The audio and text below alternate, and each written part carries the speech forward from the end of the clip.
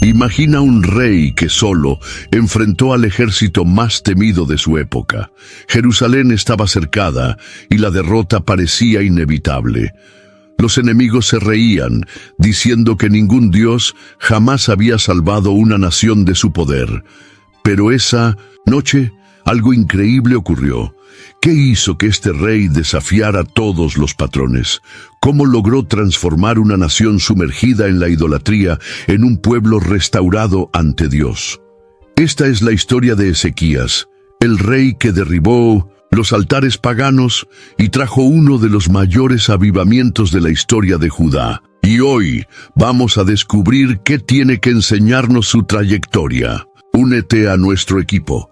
Si te gusta nuestro contenido y quieres apoyar aún más el canal, hazte miembro ahora mismo.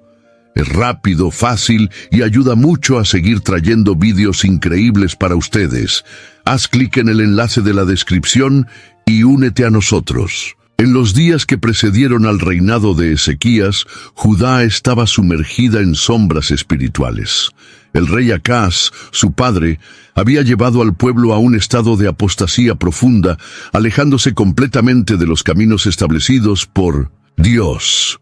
Según el relato encontrado en el segundo libro de Crónicas capítulo 28, Acaz no solo abandonó el templo del Señor, sino que también promovió la idolatría de manera desenfrenada, llegando al punto de sacrificar a sus propios hijos a los dioses paganos. La corrupción religiosa se esparció por todo el reino, y los altares de ídolos eran erigidos en cada colina y bajo cada árbol frondoso.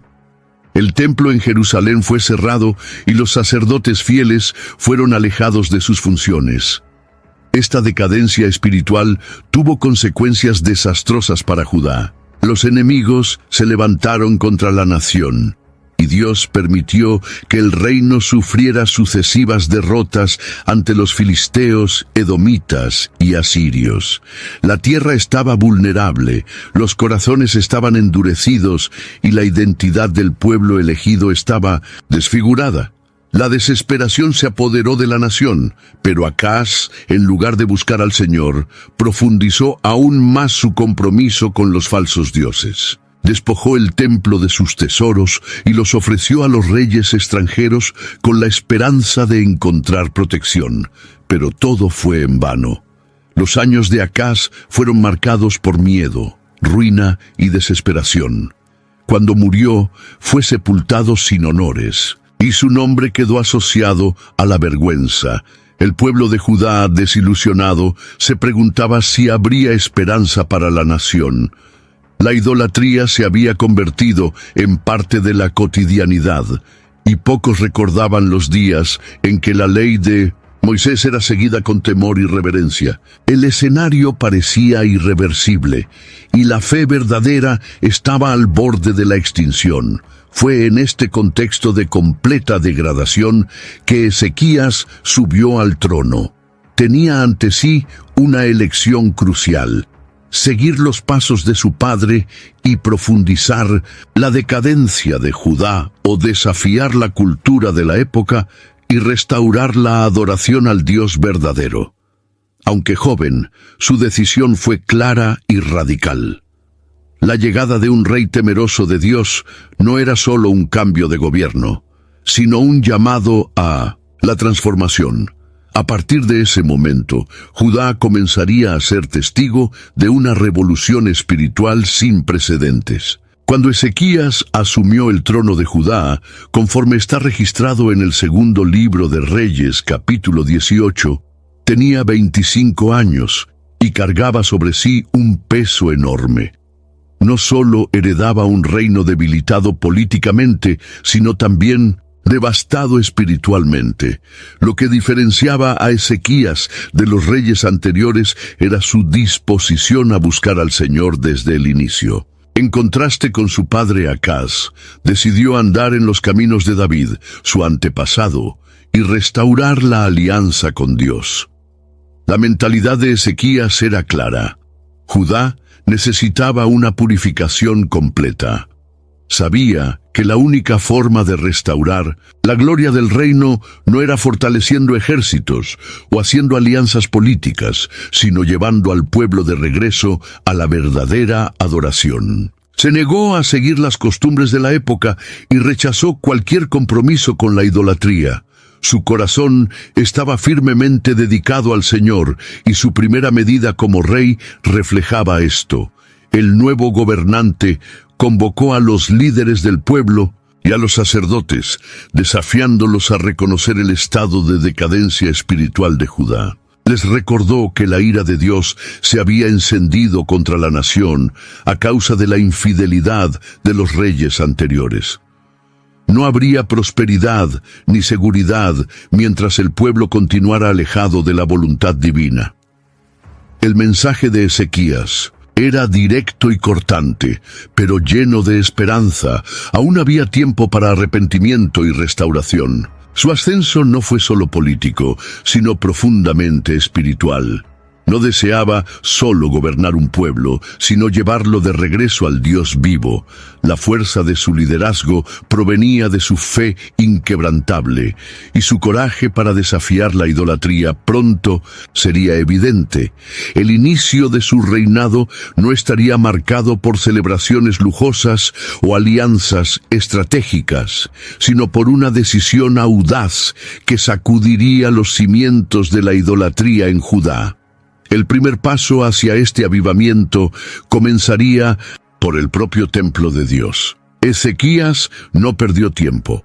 En el primer año de su reinado, justo en el primer mes, ordenó la reapertura de las puertas del templo, como se describe en el segundo libro de Crónicas, capítulo 29. El lugar sagrado, que había sido negligenciado y profanado durante años, estaba en ruinas. El incienso santo ya no quemaba, los cánticos de alabanza habían cesado y el altar estaba cubierto de polvo y cenizas. El rey comprendía que, antes de cualquier otra reforma, era esencial restaurar el templo, pues era allí donde la presencia de Dios debía habitar entre su pueblo. La primera medida fue convocar a los sacerdotes y levitas para una tarea urgente: purificar y santificar el templo.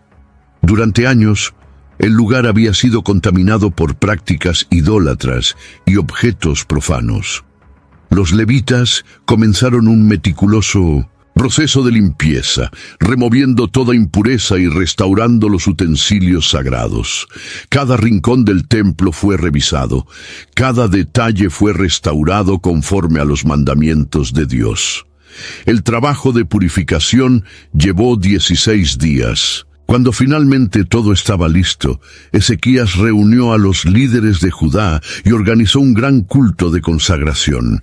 El altar fue reactivado, se ofrecieron sacrificios y los cánticos de alabanza llenaron nuevamente el ambiente. El pueblo se reunió para ser testigo del retorno de la verdadera adoración, y una atmósfera de reverencia se apoderó de Jerusalén. Esta purificación no era solo física, sino simbólica. Al limpiar el templo, Ezequías demostraba que Judá estaba dispuesta a abandonar la idolatría y volverse hacia Dios. El avivamiento no podría ocurrir mientras la casa del Señor estuviera en ruinas. El rey sabía que el pueblo necesitaba ver esta transformación con sus propios ojos. Con el templo restaurado, Ezequías estaba listo para el próximo paso de su reforma espiritual: erradicar completamente los altares paganos que aún estaban esparcidos por toda la nación. Tras la purificación del templo, Ezequías tomó una decisión aún más audaz: erradicar toda forma de idolatría del reino.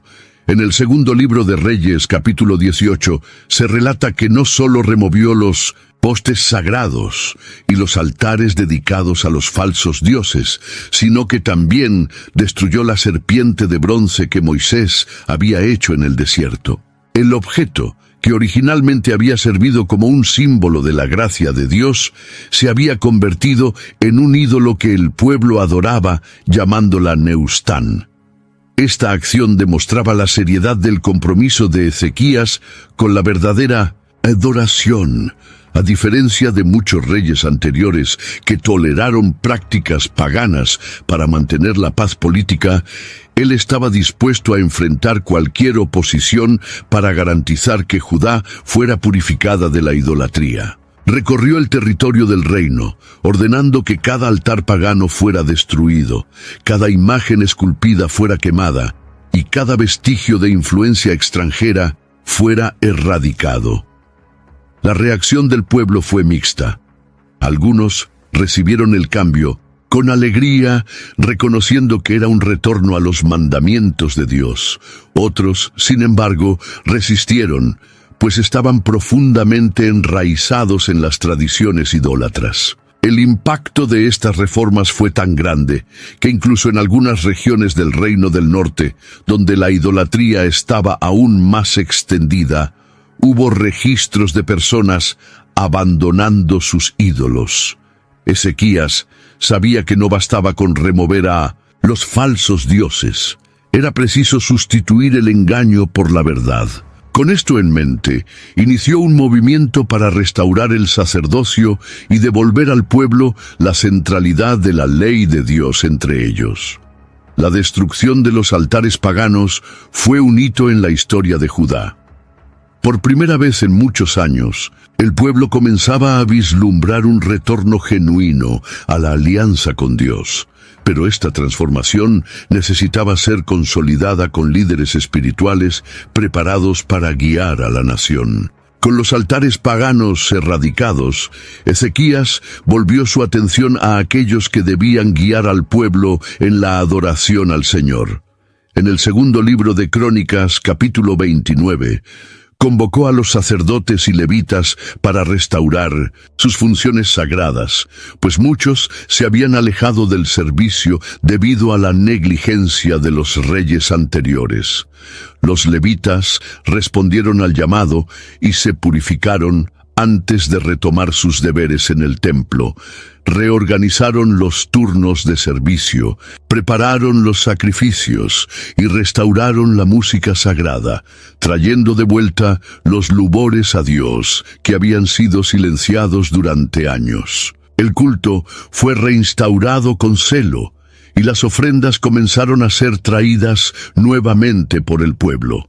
Ezequías también incentivó la instrucción de la ley entre los sacerdotes y el pueblo. Comprendía que, sin conocimiento de las Escrituras, la idolatría podría volver fácilmente. Por esto, determinó que los levitas enseñaran la ley de Moisés en todas las regiones de Judá, asegurando que la próxima generación creciera en obediencia al Señor. La respuesta de los sacerdotes fue un reflejo de la seriedad de las reformas del rey. No solo retomaron sus puestos, sino que se dedicaron con fervor a su misión. El pueblo, por su parte, comenzó a entender que esta renovación no era solo una decisión política, sino un profundo movimiento espiritual. Con el templo purificado y los líderes espirituales restaurados, Ezequías estaba listo para el siguiente gran paso: restaurar una de las celebraciones más importantes de la fe israelita. Ezequías no quería que la restauración de la fe en Judá fuera solo estructural. Deseaba que el pueblo experimentara una renovación genuina. En el segundo libro de Crónicas, capítulo 30, vemos que el rey decidió convocar todo el reino para celebrar la Pascua, algo que no se había hecho correctamente durante mucho tiempo. Diferente de las celebraciones pasadas, Ezequías quería que esta Pascua fuera algo grandioso. Envió mensajeros por toda Judá e incluso a las tribus remanentes de Israel, invitando al pueblo a regresar a Jerusalén y participar en la fiesta. Su mensaje era claro: no sean tercos como sus antepasados, vuélvanse al Señor y Él volverá a ustedes. La respuesta fue diversa. Algunos se burlaron de la invitación, mientras que otros se humillaron y aceptaron el llamado. Cuando llegó el gran día, Jerusalén estaba llena de adoradores venidos de todas partes. El templo estaba lleno, y el pueblo celebró con una alegría que no se veía desde hacía mucho tiempo. La Pascua duró 7 días, pero el pueblo estaba tan involucrado que decidieron prolongarla por 7 días más. Hubo una gran purificación espiritual, y muchas personas destruyeron ídolos y altares que aún quedaban. La presencia de Dios se manifestó poderosamente, y Judá experimentó un avivamiento sin precedentes. Con esta celebración, Ezequías consolidaba su reforma espiritual, pero su viaje estaba lejos de terminar, pues se avecinaba un nuevo desafío, la amenaza del imperio asirio. Las reformas promovidas por Ezequías no solo restauraron la adoración al Dios verdadero, sino que también trajeron una transformación profunda para toda la nación. El segundo libro de Crónicas, capítulo 31, describe cómo, después de la celebración de la Pascua, el pueblo fue tomado por un celo renovado y comenzó a destruir espontáneamente cualquier vestigio de idolatría que aún existiese en Judá y hasta incluso en algunas partes de Israel. Los altares paganos fueron derribados, los postes ídolos fueron quemados y los santuarios dedicados a falsos dioses fueron destruidos. Este avivamiento no fue solo externo, sino también interno. Las familias empezaron a buscar al Señor con más intensidad.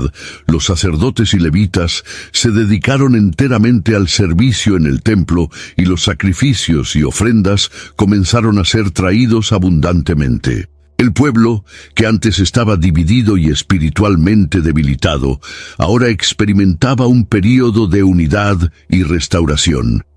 Ezequías reorganizó la administración del templo, garantizando que los recursos fuesen distribuidos correctamente entre los sacerdotes y levitas.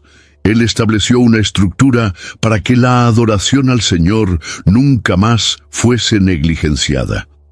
La gratitud del pueblo era evidente, pues veían cómo Dios estaba bendiciendo a la nación. La prosperidad comenzó a retornar a Judá. Las cosechas fueron abundantes, la paz fue restaurada dentro de las fronteras, y la confianza en el Señor sustituyó el miedo y la inseguridad. Los años de tinieblas e idolatría parecían por fin haber quedado atrás. Sin embargo, siempre que hay un gran mover de Dios, la oposición se levanta. El período de avivamiento y restauración en Judá pronto sería desafiado por una amenaza externa que pondría a prueba la fe del rey y del pueblo. Mientras Judá vivía ese tiempo de renovación espiritual, el imperio asirio se volvía cada vez más agresivo. En el segundo libro de Reyes, capítulo 18, se relata que Sennacherib, rey de Asiria, inició una gran campaña militar contra las naciones alrededor, conquistando ciudades e imponiendo dominio absoluto sobre los pueblos. Su ejército era conocido por su brutalidad, y aquellos que resistían eran masacrados sin piedad. Ezequías, a pesar de su confianza en Dios, cometió un error en ese momento. Temiendo la fuerza de los asirios, intentó apaciguar a Sennacherib pagando un tributo pesado. Para esto, necesitó retirar oro y plata del templo del Señor. Sin embargo, esta estrategia no funcionó. Asiria no era un imperio que se contentara con pagos. Su objetivo era la dominación completa. Poco tiempo después, Sennacherib envió a su comandante Rabsaqué para acercar Jerusalén e intimidar al pueblo. Ante los muros de la ciudad se burló de Ezequías y del Dios de Israel, tratando de sembrar miedo entre los habitantes. Rabsaqué argumentó que ningún dios de otras naciones había sido capaz de liberar a su pueblo de las manos de Asiria, y que el Dios de Israel no sería diferente. Incluso intentó convencer al pueblo de rendirse, prometiéndoles una tierra fértil a cambio de la sumisión. El impacto psicológico de esta amenaza fue devastador. Los mensajeros de Ezequías permanecieron en silencio, temiendo el desánimo que las palabras de Rabsaqué podrían causar en el pueblo. Era un momento crítico, donde la fe de Judá estaba siendo probada como nunca antes. El rey sabía que no podría enfrentar al enemigo con sus propias fuerzas. Necesitaba tomar una decisión, ceder al miedo y buscar una... Does it ever feel like you're a marketing professional just speaking into the void? But with LinkedIn ads, you can know you're reaching the right decision makers, a network of 130 million of them, in fact. You can even target buyers by job title, industry, company, seniority, skills, and did I say job title? See how you can avoid the void and reach the right buyers with LinkedIn ads. Spend $250 on your first campaign and get a free $250 credit for the next one. Get started at linkedin.com/campaign. Terms and conditions apply. Solución humana o confiar enteramente en el Señor para obtener liberación. Frente a la intimidación de los asirios, Ezequías tomó la única actitud que podría garantizar la supervivencia de Judá. Buscó al Señor. El segundo libro de Reyes, capítulo 19, describe cómo el rey, al escuchar las palabras de Rabsaqué, rasgó sus vestiduras en señal de humillación y entró al templo para orar. No confió en alianzas políticas ni en estrategias militares, sino que entregó la situación completamente en manos de Dios. Además de su oración, Ezequías envió mensajeros al profeta Isaías pidiendo su intercesión. La respuesta del profeta fue clara. Dios no permitiría que Sennacherib triunfara sobre Jerusalén. Isaías transmitió una promesa divina de liberación, asegurando que el rey de Asiria regresaría a su tierra sin poder cumplir sus amenazas. A pesar de esta promesa, Sennacherib continuó su campaña de intimidación. Envió una carta a Ezequías, reiterando que ningún Dios había podido impedir sus conquistas y que el Dios de Israel no sería la excepción. El rey tomó esa carta y la extendió delante del Señor en el templo, en un gesto de total dependencia. Su oración fue una de las más sinceras y poderosas registradas en la Biblia. Reconoció la soberanía de Dios y pidió que Él interviniera, para que todas las naciones supieran que el Señor era el único Dios verdadero. La fe de Ezequías no quedó sin respuesta. Dios envió nuevamente a Isaías con un mensaje definitivo. Sennacherib no entraría en Jerusalén, ni siquiera lanzaría una flecha contra la ciudad. Dios mismo lucharía por su pueblo. La tensión estaba en el aire. El poderoso ejército asirio acampaba a las puertas de Jerusalén, y hablando humanamente, la destrucción de la ciudad parecía inevitable. Pero Dios estaba a punto de actuar de manera sobrenatural, demostrando que Él era el verdadero rey sobre todas las naciones. La noche cayó sobre Jerusalén, y la ciudad aún estaba cercada por el poderoso ejército asirio. Para los habitantes, la amenaza parecía insuperable. Sennacherib y sus guerreros eran temidos en todo el mundo conocido y no había registros de una nación que hubiese resistido a ellos. El pueblo estaba en suspenso, esperando lo peor. Pero mientras los soldados enemigos dormían, algo extraordinario sucedió. El segundo libro de Reyes, capítulo 19, relata que en esa misma noche, el ángel del Señor descendió y hirió a 185,000 soldados del ejército asirio. Cuando los sobrevivientes despertaron al amanecer, todo lo que vieron fue un escenario de destrucción y muerte. El terror se apoderó del campamento y los guerreros remanentes huyeron desesperadamente. Sennacherib, que antes se jactaba de su fuerza invencible, se vio obligado a retroceder avergonzado hacia su tierra. La noticia del milagro se propagó rápidamente por Judá. Las calles de Jerusalén fueron tomadas por júbilo y adoración. El Dios de Israel había hecho lo imposible. Derrotó al ejército más temido de la época sin que un solo guerrero judío necesitara levantar una espada. Esta victoria no solo salvó a Judá de la destrucción, sino que también fortaleció la Fe del pueblo como nunca antes. Sennacherib, al regresar a Nínive, encontró un destino trágico. Mientras adoraba en el templo de su dios Nisroque, fue asesinado por sus propios hijos, cumpliendo así la profecía de Isaías. El rey que se atrevió a desafiar al Señor encontró su ruina de forma humillante, demostrando que nadie puede levantarse contra Dios y prevalecer. Esta impresionante manifestación del poder divino marcó la historia de Judá. Ezequías, que confió en el Señor en lugar de ceder al miedo, vio su fe recompensada. Sin embargo, incluso después de esta gran liberación, su camino aún traería desafíos inesperados. Después de la victoria sobre la Asiria, Ezequías vivió un periodo de prosperidad y reconocimiento. El pueblo lo veía como un rey justo y fiel, y las naciones alrededor comenzaron a respetarlo. Sin embargo, en medio de toda esa gloria, surgió un problema inesperado.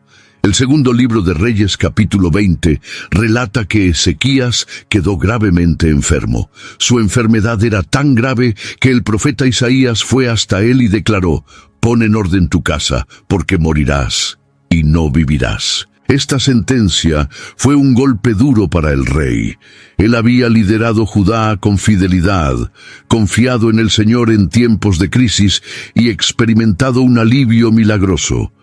¿Por qué ahora, en la cúspide de su vida y reinado, Dios permitía que enfrentara la muerte? Desesperado, Ezequías volvió su rostro hacia la pared y lloró amargamente.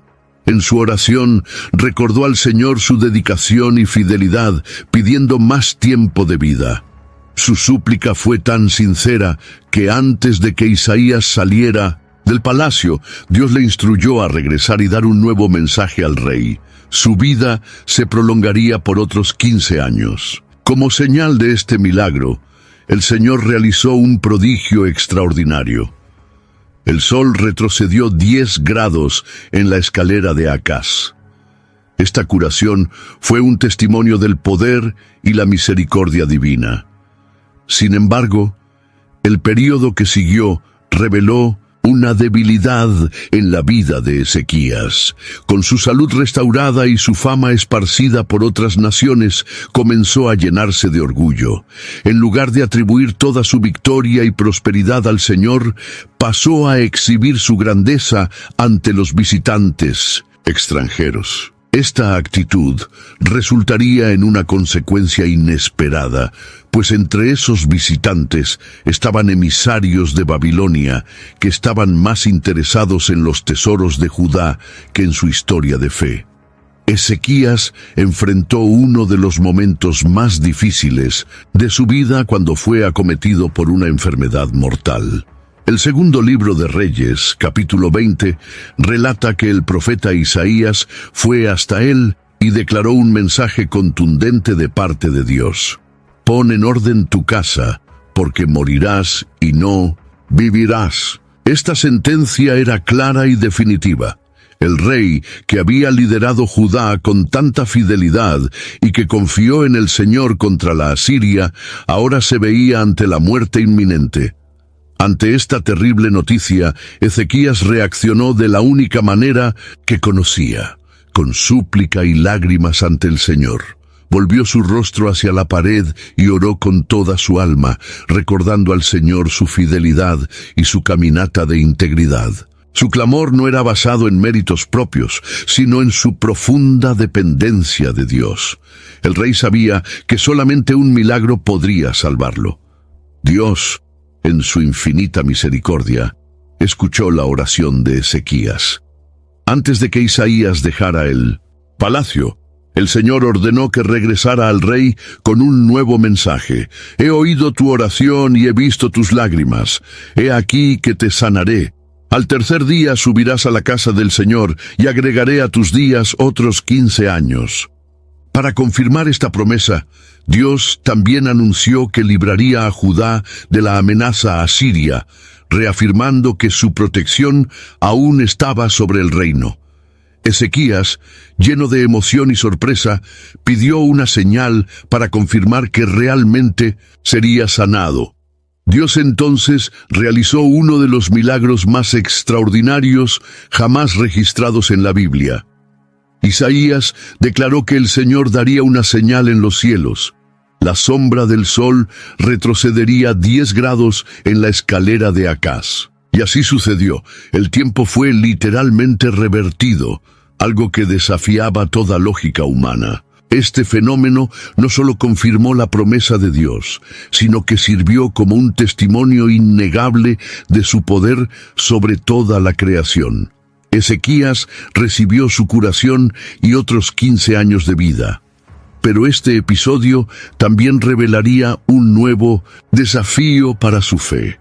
La prosperidad y el reconocimiento que vendrían después de este milagro pondrían a prueba su corazón de una manera inesperada. Tras su impresionante curación y el milagro del retroceso del sol, la fama de Ezequías se extendió entre las naciones. El segundo libro de Reyes, capítulo 20, relata que Merodach-Baladán, rey de Babilonia, envió mensajeros a Jerusalén con cartas y regalos para felicitar a Ezequías por su recuperación. Pero esta visita tenía un propósito oculto. Los babilonios estaban interesados en las riquezas y el potencial militar de Judá. Ezequías, tomado por el orgullo, cometió un grave error. En lugar de usar esta oportunidad para glorificar a Dios, recibió a los babilonios con gran hospitalidad y les mostró todos los tesoros de su palacio y del templo: plata, oro, especias, armas. Nada fue escondido. El rey, tal vez buscando impresionar a sus visitantes, abrió los almacenes reales como si quisiera exhibir su grandeza. Cuando los babilonios se fueron, el profeta Isaías vino a confrontar a Ezequías.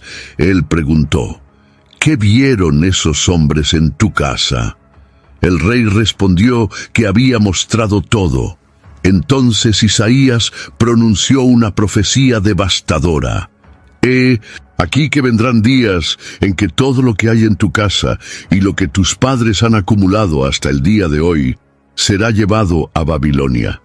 Nada quedará, y hasta incluso tus descendientes serán llevados cautivos para servir en el palacio del rey de Babilonia. Esta profecía selló el destino de Judá. Aunque la destrucción de Jerusalén y el cautiverio babilónico aún estuvieran distantes en el futuro, la raíz de este evento fue plantada allí, en la actitud imprudente de Ezequías. Él, que había confiado en Dios contra Asiria, falló al confiar en su propia gloria ante los babilonios. El rey aceptó la palabra del profeta sin resistencia, aliviado por saber que este juicio no ocurriría durante su tiempo de vida. Sin embargo, su decisión reveló una debilidad. Se preocupó solo por el presente, sin pensar en el legado espiritual de las futuras generaciones. El reinado de Ezequías fue uno de los más notables en la historia de Judá. Él inició su jornada en un período de decadencia espiritual, pero tuvo el valor de romper con el pasado y restaurar la adoración al Dios verdadero. Su purificación del templo, la destrucción de los ídolos y la reinstitución de las fiestas sagradas trajeron un avivamiento sin precedentes al reino. También se destacó por su fe inquebrantable ante la amenaza asiria. Cuando Sennacherib sitió Jerusalén, Ezequías no se desesperó, sino que buscó al Señor en oración. Como resultado, fue testigo de uno de las liberaciones más espectaculares de la Biblia, cuando Dios envió un ángel que destruyó 185,000 soldados asirios en una sola noche. Sin embargo, su vida también tuvo fallas.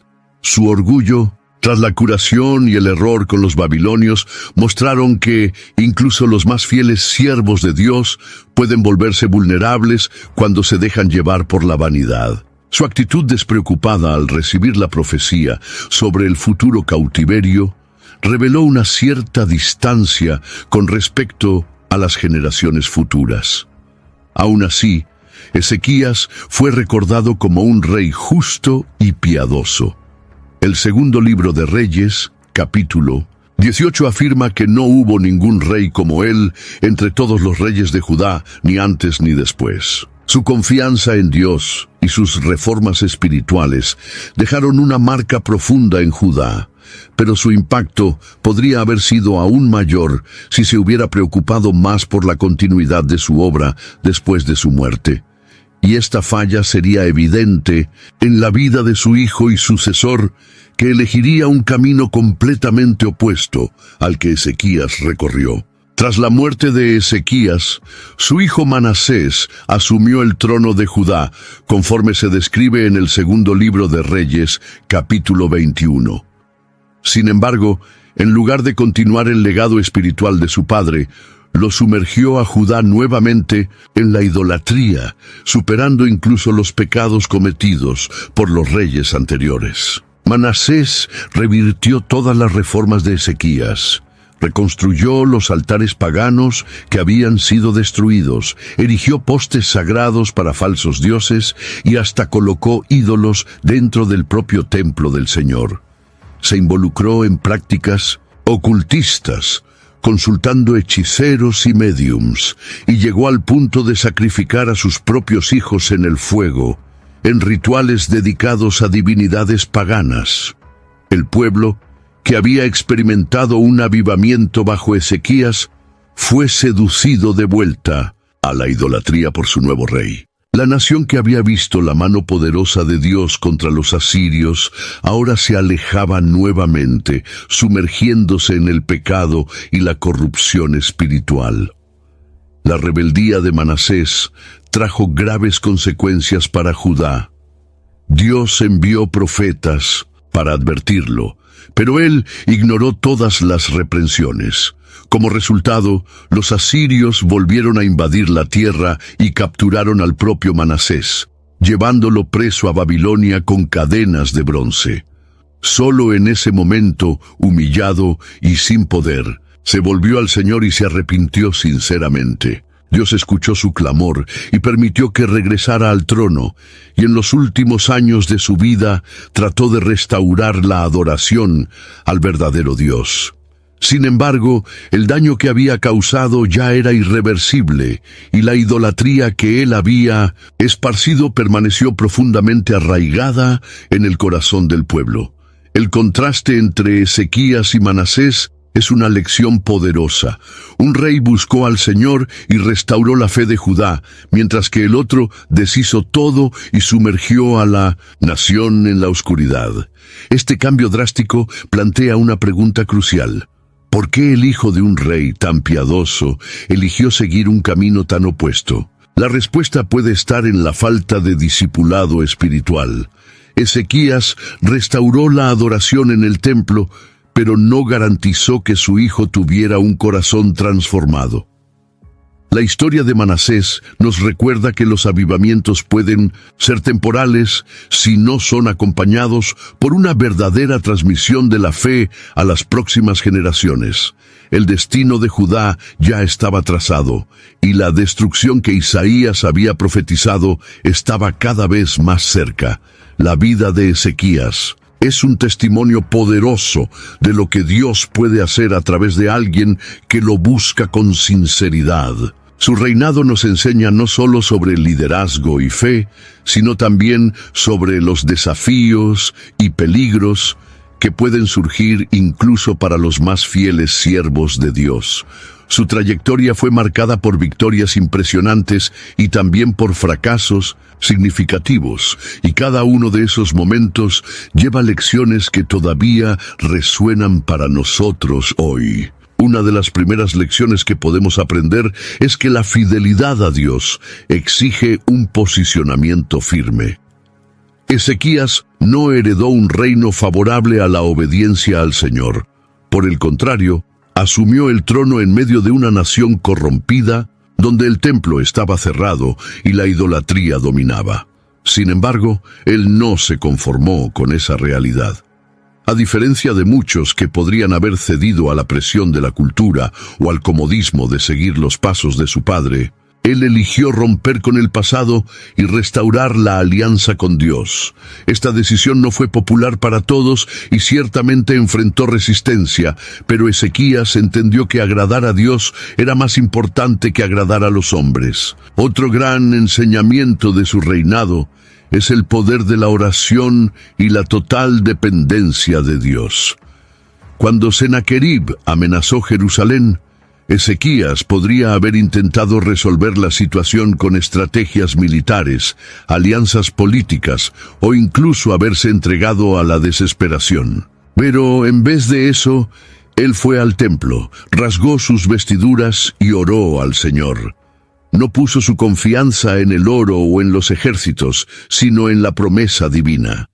Esta actitud nos recuerda que, ante las luchas que parecen imposibles, nuestra respuesta debe ser siempre buscar a Dios primero.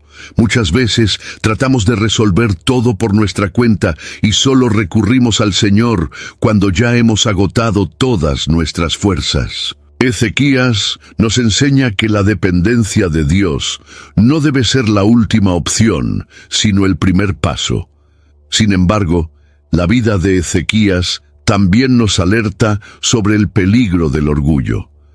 Después de experimentar la cura milagrosa y el signo extraordinario del retroceso del sol, dejó que su prosperidad se le subiera a la cabeza y cometió el error de exhibir sus tesoros a los babilonios. Este error nos enseña que por más que seamos fieles, aún estamos sujetos a tropiezos cuando permitimos que la vanidad y la autosuficiencia tomen lugar en nuestro corazón. Eso nos lleva a reflexionar. ¿Cuántas veces, después de una gran bendición, bajamos la guardia y nos volvemos vulnerables al error? La historia de Ezequías nos recuerda que, cuanto mayor es la bendición, mayor debe ser nuestra vigilancia. Su trayectoria revela la importancia de discipular a la próxima generación. Ezequías fue un gran reformador, pero falló en transmitir su fe a su hijo Manasés, quien se convirtió en uno de los reyes más perversos de la historia de Judá. Esto nos muestra que no basta con vivir una fe intensa. Necesitamos enseñarla, compartirla y garantizar que aquellos que vienen después de nosotros comprendan el valor de la obediencia a Dios. Los avivamientos pueden ser poderosos, pero si no son acompañados por una enseñanza continua y sólida, corren el riesgo de desaparecer en una sola generación. Al analizar la vida de Ezequías, encontramos diversos elementos que apuntan hacia Cristo y su obra redentora.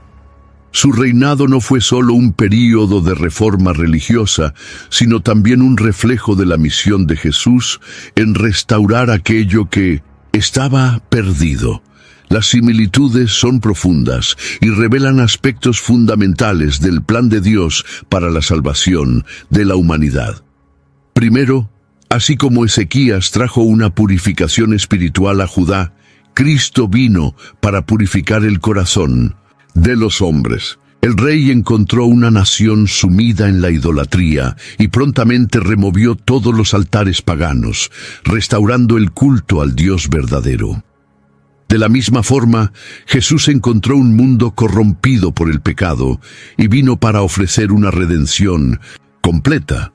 Mientras Ezequías limpió el templo físico, Cristo vino para purificar el verdadero templo de Dios, el corazón humano. Otro paralelo notable está en la confianza absoluta en Dios ante la oposición. Cuando Sennacherib amenazó a Jerusalén, Ezequías no confió en su propia fuerza, sino que entregó todo en manos del Señor. Esta actitud ecoa la postura de Jesús ante la cruz. En lugar de buscar medios humanos para escapar del sufrimiento, Cristo se rindió completamente a la voluntad del Padre, confiando en que, al final, la victoria sería de Él. En ambos casos, la victoria no vino a través de la fuerza humana, sino por la intervención directa de Dios. La cura de Ezequías y el milagro del retroceso del sol también son elementos que apuntan hacia Cristo. El rey estaba condenado a muerte, pero recibió una nueva oportunidad de vida, acompañada de una señal celestial. Esto se asemeja a la resurrección de Cristo, que venció la muerte y trajo esperanza a todos los que creen en él.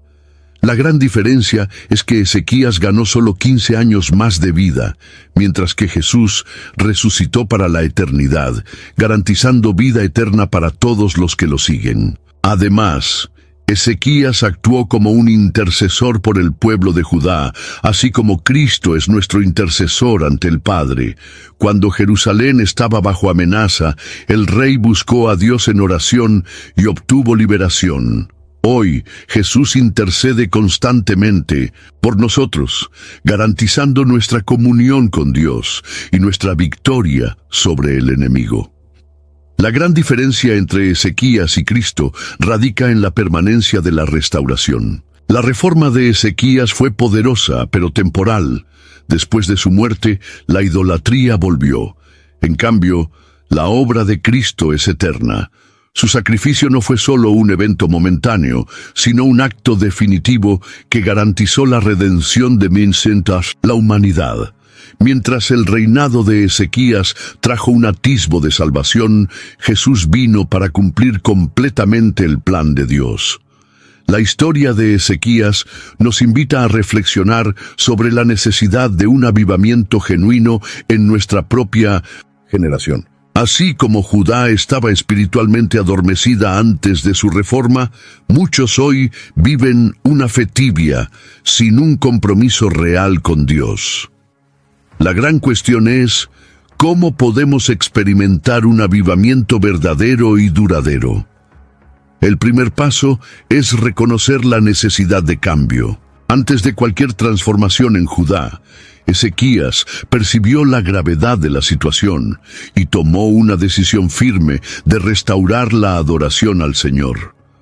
De la misma forma, no podemos esperar un avivamiento sin antes admitir que lo necesitamos. Necesitamos evaluar nuestras vidas, identificar las áreas que han sido corrompidas por el pecado y tomar una decisión consciente de volver a Dios. Otro punto esencial es la eliminación de los altares paganos modernos. Ezequías destruyó todos los vestigios de idolatría en Judá, sin dejar espacio para concesiones. Hoy, la idolatría puede manifestarse de diferentes formas: amor excesivo por el dinero, apego a las redes sociales, búsqueda de estatus, vicios, entre otros. Si deseamos experimentar un avivamiento real, necesitamos identificar y eliminar todo aquello que ocupa el lugar de Dios en nuestra vida. Además, necesitamos comprometernos con una vida de oración y obediencia. Ezequías buscó al Señor en todo momento y fue sostenido por Él. Hoy muchos desean avivamiento, pero no están dispuestos a dedicar tiempo a la oración, al estudio de la palabra y a la práctica de la obediencia. Un verdadero mover de Dios no ocurre por emociones pasajeras, sino por el compromiso diario con la santidad. Por último, el avivamiento solo será completo si se transmite a las próximas generaciones. No basta con vivir un tiempo de renovación espiritual si no enseñamos a nuestros hijos y discípulos a permanecer en la fe. Ezequías fue un gran reformador, pero no preparó a Manasés para continuar su obra. Esto nos alerta sobre la necesidad de discipular a aquellos que vendrán después de nosotros, garantizando que el fuego del avivamiento no se apague con el tiempo. La pregunta que queda es, ¿estamos dispuestos a vivir un avivamiento verdadero? El mismo Dios que actuó en los días de Ezequías está listo para transformar vidas hoy. Pero necesitamos estar dispuestos a buscar esa transformación con todo el corazón. La historia de Ezequías nos muestra que un corazón dirigido hacia Dios puede transformar no solo una vida, sino una nación entera.